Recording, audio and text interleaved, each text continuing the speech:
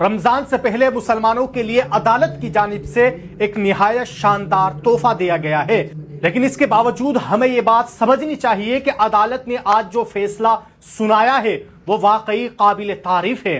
الہ آباد high court نے اپنے فیصلے میں نہایت واضح انداز میں یہ بات کہی ہے اور بڑے بڑے عہدیداران کو بھی سخت الفاظ میں تنبیہ کی ہے کہ یہ فیصلہ اس بات کا ثبوت ہے کہ اب کوئی بھی شخص عدالت کی توہین کر کے بچ نہیں سکتا ہے۔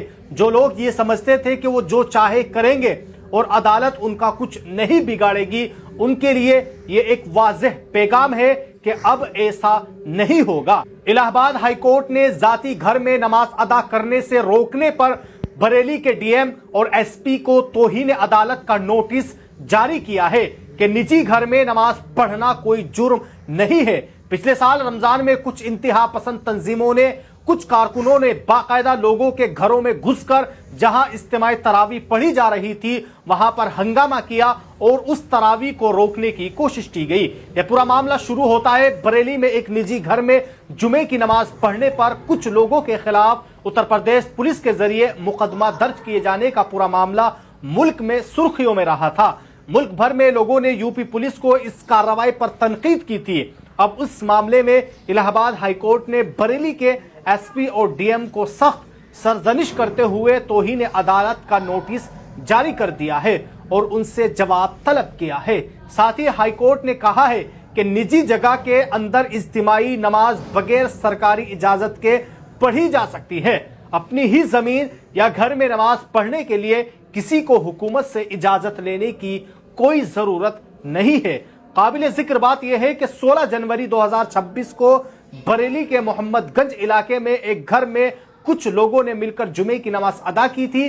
پہلے اس کی ویڈیو وائرل کی گئی، اس کے بعد پولیس نے نماز پڑھنے والے تمام افراد کے خلاف امن خراب کرنے کا مقدمہ درج کر لیا۔ اس کے بعد اس معاملے میں کچھ نمازیوں کو پولیس نے گرفتار بھی کیا تھا، تاہم بعد میں انہیں چھوڑ دیا گیا تھا۔ اتر پردیش کی اس کارروائی پر نہ صرف ملک میں بلکہ پوری دنیا میں اتر پردیش حکومت اور پولیس کی سخت بدنامی ہوئی تھی۔ بھارت کی بھی ساتھ میں بدنامی ہوئی تھی۔ وہاں اقلیتوں کو اپنے ہی گھروں میں نماز پڑھنے تک کی اجازت نہیں دی جاتی ہے۔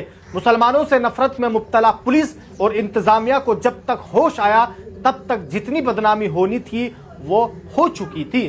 طارق خان نام کے ایک نوجوان نے اس معاملے میں ہائی کورٹ میں عرضی داخل کر کے پولیس کے خلاف کارروائی کا چیلنج کیا تھا اور درخواست گزار کا کہنا ہے کہ گھر کے اندر اجتماعی نماز پڑھنے سے روکا گیا تھا۔ پولیس نے نماز پڑھنے والوں کو غیر قانونی طریقے سے گرفتار کیا تھا، یہ سب قانون کے خلاف ہے۔ ایسا کر کے ریاست نے اپنے شہریوں کے آئینی حقوق کو دبانے کی کوشش کی تھی۔ ہائی کورٹ نے اسے ملک کے قانون اور شہریوں کو ملنے والے آئینی حقوق میں سیدھی مداخلت قرار دیا ہے۔ ساتھ ہی عدالت نے اسے توہین عدالت کو بھی مانا ہے، کیونکہ ہائی کورٹ پہلے بھی عیسائی دعاؤں سے جڑے ایک معاملے میں حکم دے چکی ہے کہ نجی جگہ پر کیا گیا اجتماعی مذہبی عمل غیر قانونی نہیں ہے اور اس کے لیے کسی اجازت کی بھی ضرورت نہیں ہوتی ہے۔ عدالت کا یہ حکم اور یہ فیصلہ اجتماعی نماز کے معاملے پر بھی لاگو ہوتا ہے، لیکن پولیس نے اس معاملے میں مقدمہ درج کر کے اور نمازیوں کو گرفتار کیا اور نہ صرف قانون توڑا بلکہ عدالت کی توہین بھی کی۔